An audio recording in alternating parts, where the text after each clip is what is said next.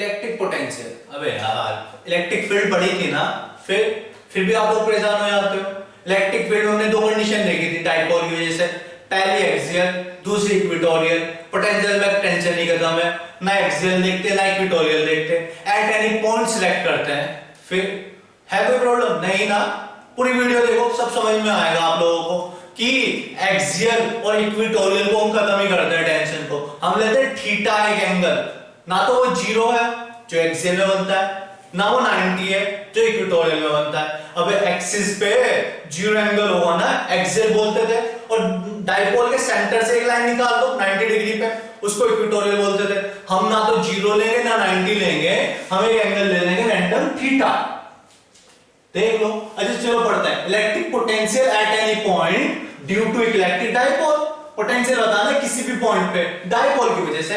Dipole देखो बनाया नहीं बना, ए और बी, ए पे माइनस क्यू, बी पे प्लस क्यू, इक्वल भी है, माइनस प्लस और माइनस प्लस भी है, अपोजिट भी है, तो डाइपोल बन गया। डाइपोल की डिस्टेंस होती है 2a।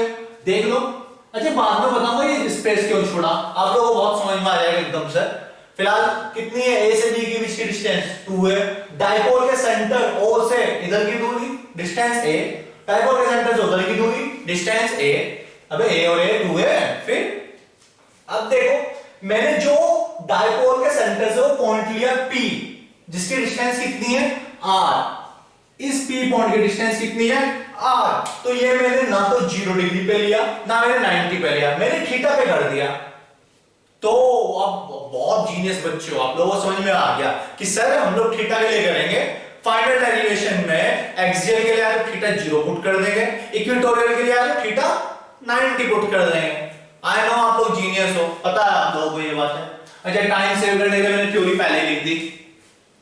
Consider an electric dipole AB, एक डाइपोल AB कंसीडर किया। अब इसमें कंसीडर करने जैसा क्या है सब पता तो हमें। Charge minus Q at point A, देख लो ना माइनस क्यू ए पॉइंट पे, and charge plus Q at point B. Plus Q रखा है ना बच्चों, इतना सिंपल था बी पॉइंट पे। फिर let O be the centre of dipole. देखो ये सेंटर है O पॉइंट, एंड P ये P है B at any point at a distance r from its centre. मतलब P एक ऐसा पॉइंट है जो डाइपोल के सेंटर से r डिस्टेंस पे होगा, उसी पे हमें पोटेंशियल फाइंड करना था। Let angle POV equal to theta. मैंने इस डाइपोल के सेंटर से जो P पॉइंट है जिस पे पोटेंशियल फाइंड करना है उसको थीटा एंगल पे मान लिया। अब डेरिवेशन कर लेते हैं। हमें बेसिक फॉर्मूला पता ही है कि द पोटेंशियल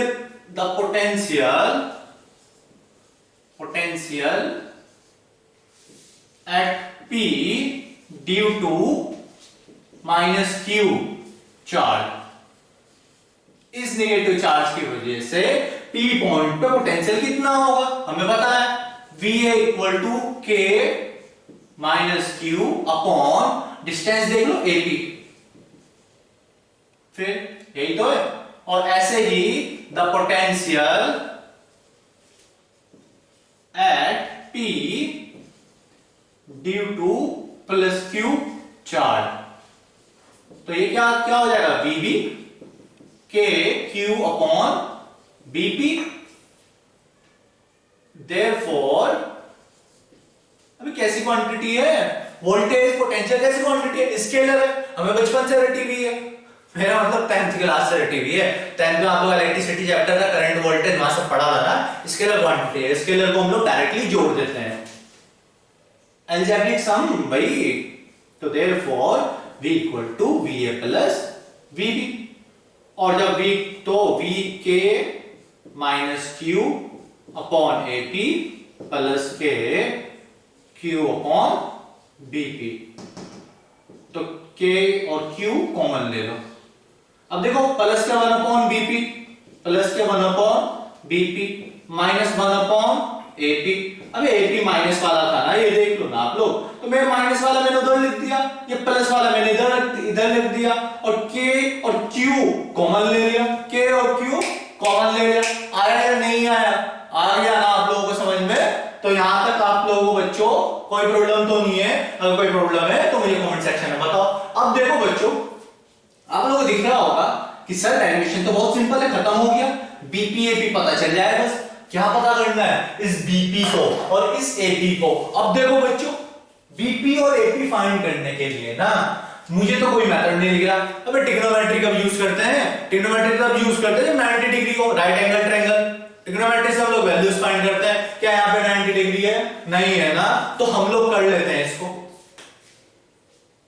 अब हमें कुछ ना कुछ करके राइट एंगल बनाना है, राइट एंगल ट्रायंगल बनाना है, ताकि ट्रिग्नोमेट्री को मैं लेके आऊं, और उस टूल को लेके आने के बाद तो सब कुछ सिंपल है। देखते हैं, इस बी पॉइंट से मैंने इस बी पॉइंट से इस ओपी पे एक परपेंडिकुलर ड्रॉ कर देता हूं मैं, ये कर दिया। और सेम मैनर में ए पॉइंट से इस पे मुझे परपेंडिकुलर ड्रॉ करना है, और परपेंडिकुलर ड्रॉ करने के लिए मुझे इस लाइन को आगे बढ़ाना पड़ेगा। इस लाइन को मैंने आगे बढ़ा दिया, क्लियर है बच्चों। और यहां पे मैंने एक परपेंडिकुलर ड्रॉ कर दिया, इस परपेंडिकुलर का नेम एन, इस परपेंडिकुलर नेम एन। अब समझ में आया मैंने इतना सारा स्पेस क्यों छोड़ा था, ये थीटा तो ये भी थीटा। अब ये बात क्या है कि यार इतनी बेसिक कैलकुलेशन नहीं आती आप लोगों को, इतनी तो आती है ना, अगर ये थीटा है तो ये भी थीटा होगा। यहां पे हम लोगों ने क्या किया, यहां पे हम लोगों ने कुछ एज्यूम किया, कंस्ट्रक्शन की, कंस्ट्रक्शन करने में तो हर पूरे खतरनाक है, ये तो हमें पता ही है। मैंने क्या किया, इस बी पॉइंट से इस लाइन पे एक परपेंडिकुलर ड्रॉ किया, ए पॉइंट से इस लाइन को आगे बढ़ाया, परपेंडिकुलर ड्रॉ किया। ऐसा क्यों किया, ऐसा मैंने इसलिए किया ताकि मैं कैलकुलेशन कर पाऊं। अच्छा बच्चों, अब मैं आप लोगों को बताता हूं, देखो बुक्स में और लेक्चर में ये तो डिफरेंस है, बुक्स में ऐसा कर देंगे वो, पर क्यों किया, कहां से किया, क्या मतलब है वो कुछ पता नहीं हमें, पर अब यहां वीडियो में सब कुछ पता होगा। देखो ये एम पॉइंट जो मैंने ड्रॉ किया है बिल्कुल एग्जैक्ट ओ के आसपास है, विजन प्रॉब्लम ना हो इसलिए मैंने दूर को दिखाया। That means M point near about O, similar manner में N point near about O, पर विजन प्रॉब्लम ना हो इस वजह से हम लोग ये दूर दूर बनाते हैं। आप लोगों को लग रहा होगा कि नहीं ये तो बहुत दूर है, जबकि सच्चाई क्या है, ये एम पॉइंट यहीं पे ओ के पास। दैट मींस अगर मैं एक तरीके से देखूं तो ये डिस्टेंस है बहुत कम है, ओ एम और ओ एन नेग्लिजिबल है लगभग। अब देखो ट्रिग्नोमेट्री यूज करते हैं, cos theta base upon hypotenuse, कौन सा ट्रायंगल लिया, A O M, right angle triangle A O M. अब तो यूज कर सकते हैं हम लोग ए ओ एम। तो बच्चों बेस का मतलब 90 के सामने वाला, ये हाइपोटेनियस थीटा सामने परपेंडिकुलर बचा हुआ बेस ओ एम अपॉन 90 के सामने वाला हाइपोटेनस ओ ए। तो यहां से मुझे ओ एम फाइंड करना था, वो ओ एम फाइंड हो गया, वो आ गया ओ ए कोस थीटा। भाई ये यहां मल्टीप्लाई में पहुंच जाएगा ना, तो ओ एम की वैल्यू ओ ए, ओ से लेके ए तक की, और ये कितनी थी A cos theta. Similarly triangle B O M लेंगे और उसके अंदर बी ओ एम लेने के बाद B O sorry N, M नहीं एन, ये कैलकुलेशन करेंगे और वहां पे ओ एन की वैल्यू आ जाएगी ए कोस थीटा। यहां तक बच्चों कोई डाउट है किसी को तो मुझे कमेंट सेक्शन में बताओ। बच्चों ये हमने कर लिया। अब देखो, अब मैं आप लोगों को बताता हूं जो P से लेके A तक की डिस्टेंस है, अभी यही तो फाइंड करनी है, AP और BP।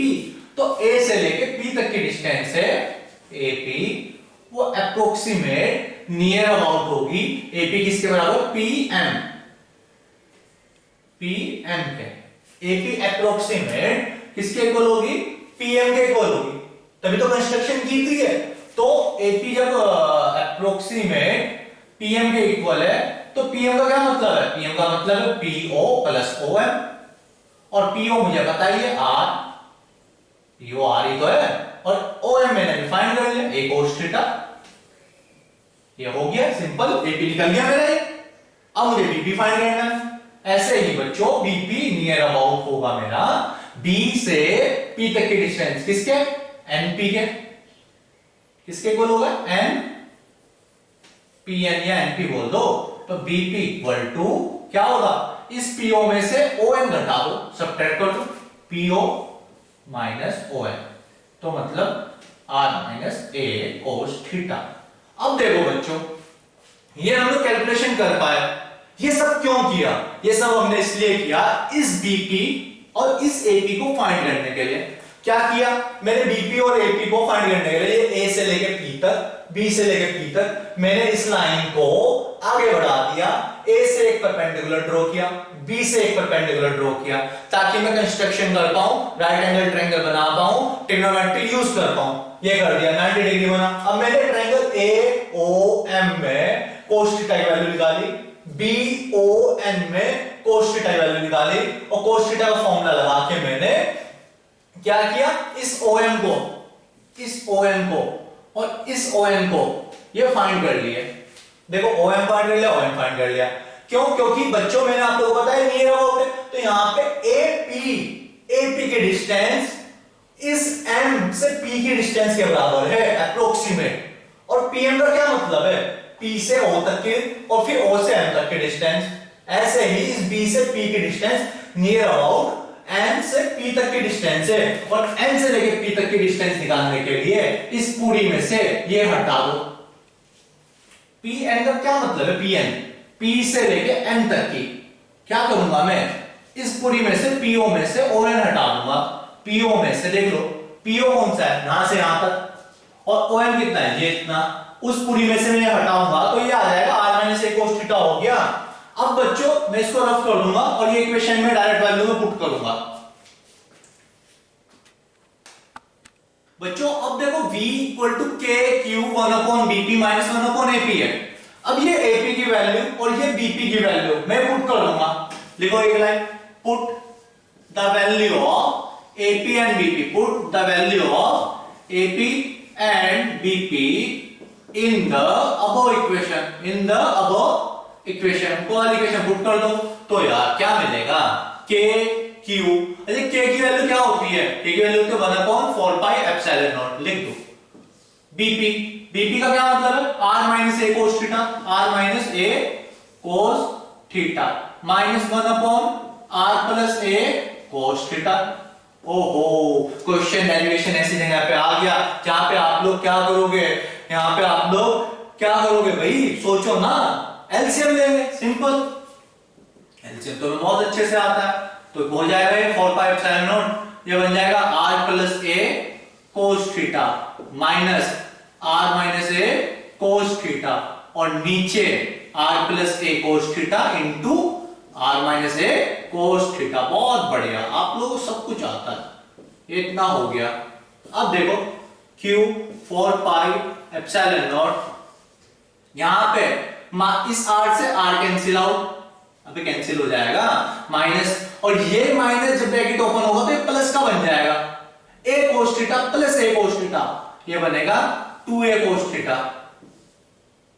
अब जब मैं इसकी मल्टीप्लाई करूंगा तो r² - a² cos² थीटा, ये हो जाएगा। अबे a + b x + y, x - y का फॉर्मूला तो याद है ना आप लोगों को? क्या होता है? x + y x - y क्या होता है? x² - y²। तो r + a cos theta, r - a cos theta, r² - a² cos theta.